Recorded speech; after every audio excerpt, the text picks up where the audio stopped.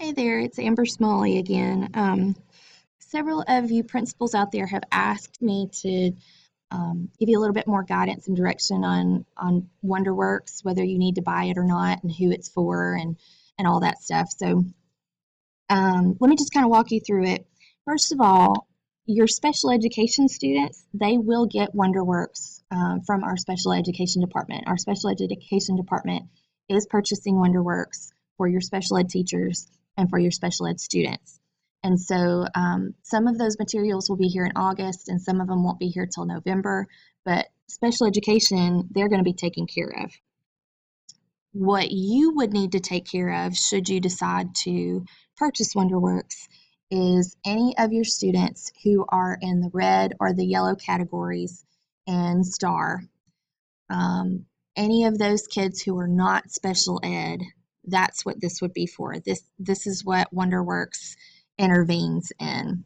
And so McGraw-Hill, they have redone the order form for WonderWorks to reflect the decision trees that I have in your pacing guides. And so in this email, I've put two documents. I have put, let me scroll up to the top. This is the decision tree document for Mobile County. And if you look in your pacing guide, these, like only the grade level that applies is in the pacing guide. I put all of them together in one document for you in this email so that you could refer to it as you look at an order form.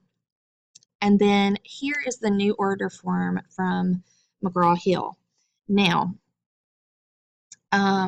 they tell you how to purchase on this page, and I tell you what kind of students there are on this page. So let me walk you through this. There are for kindergarten and first grade. They're pretty cut and dry because if you have a kindergarten or a first grade student who's in the red or the yellow, they're going to need foundational skills. They're not going to need comprehension yet. They need to learn how to read. So if a kindergarten student is red or yellow, they need to be in the foundational skills kit. That's this kit right here. And so ideally there would be one per teacher, but these are kits and they have lots of stuff in them. They can be shared among teachers if you would like to do that. First grade is pretty much the same. If they're red or yellow, they're going to need to be in the foundational skills kit, which is this one for first grade. And again, ideally it would be one per teacher, but it is a kit full of stuff, so it can be shared among many teachers. So that's kindergarten and first. That one's pretty simple. But when you get to second through fifth, we categorize students into three categories. So a priority one student is any of your students who are red. Now, keep in mind, this is for kids who are not special ed that you're purchasing for, because special ed is going to purchase for them.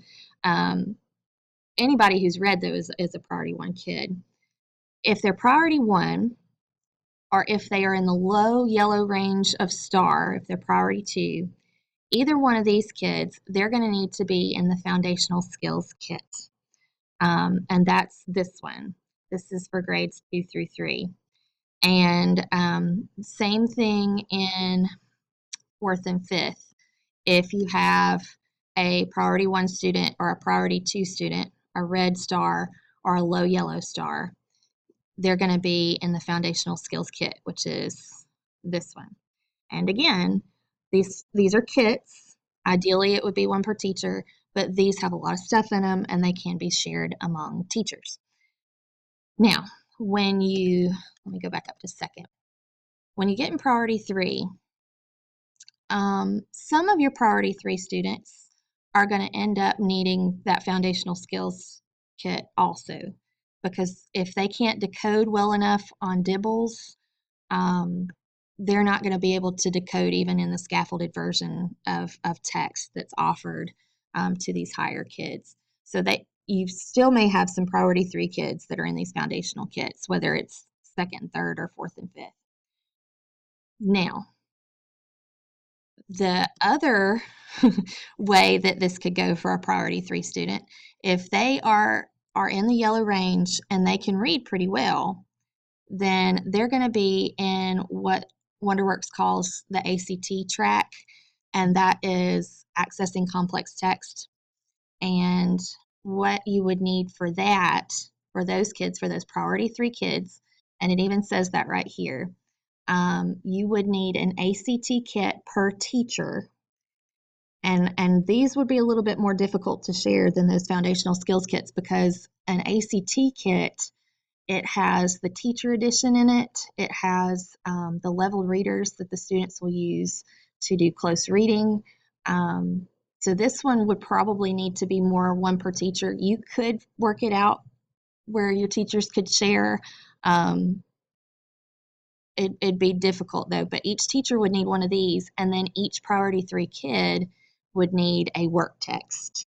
And I showed you this the other day when I had you in principals meeting. This is regular reading writing workshop, and this is the WonderWorks version that the kids have in that work text. It's a lower lexile, it's more scaffolded, there's more guided teacher instruction in the teacher edition for it.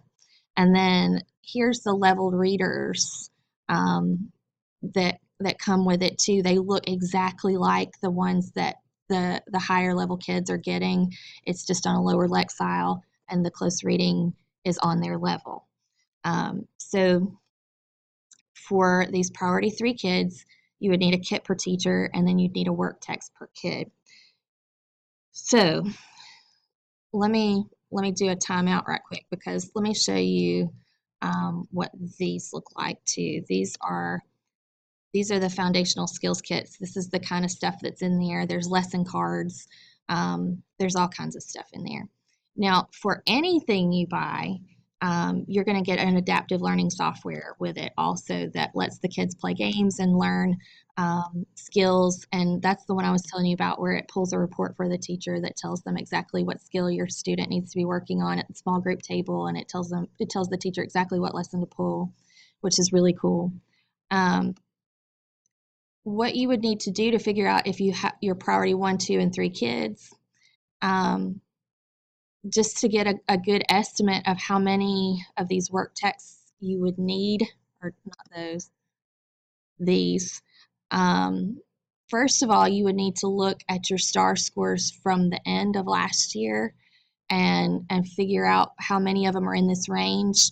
And then sometime in the next couple of days, I'm going to send you a list of all of your students who are in this range who are special education, which means they are going to be taken care of by the special education department, so you won't have to worry about buying materials for them.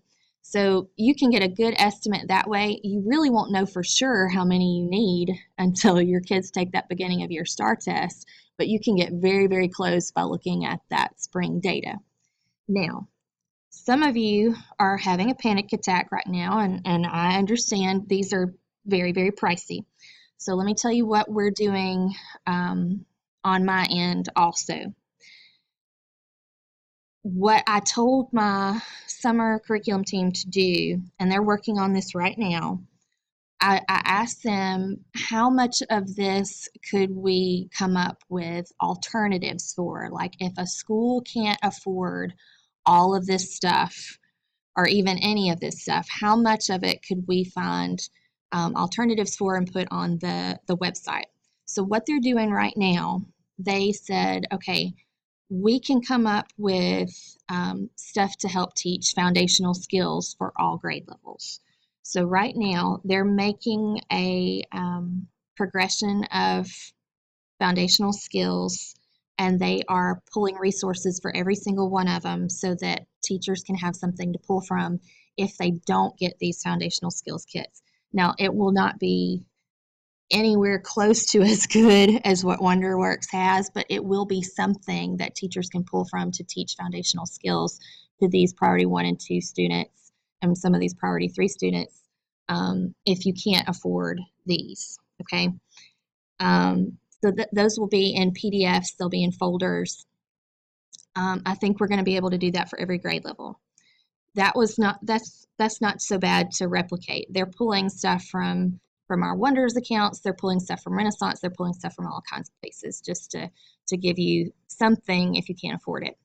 Now, this part though, this kit and these consumables, we can't really replicate that. The only thing that we're really going to be able to do for you that would be an alternative to this, they are putting together a list of leveled readers week by week that for second through fifth that are on the Lexile level that WonderWorks is on. And so, and they're online, so they won't be physical leveled readers. They'll just be level readers that teachers can access online if they want. And they're trying, and I think they've been fairly successful at doing this. They're trying with those leveled readers to make it match the skill and the Lexile level that WonderWorks would have had. They're not getting that every time. Sometimes all they can match is the Lexile level, but they're trying to get something that students could close read with their teacher at the small group table if they didn't have this. But there's no real way for us to replicate this work text, the scaffolded version of the reading writing workshop, and there's no way for us to replicate like the teacher's edition or any of that stuff. So I mean, we are going to have some things available that are alternatives, but we'll have more of them with this than with this. And no matter what we come up with alternatives for, it will not be as well laid out as WonderWorks, and it will not have that adaptive learning software with it. So if you need any assistance with ordering WonderWorks, down here at the bottom, this is your girl. This is Faith Davis. Here's her email address, her phone number. She can help you with ordering. If you need me, I'm here anytime. asmalley@mcpss.com, and I hope this was helpful. Just let me know if you need anything.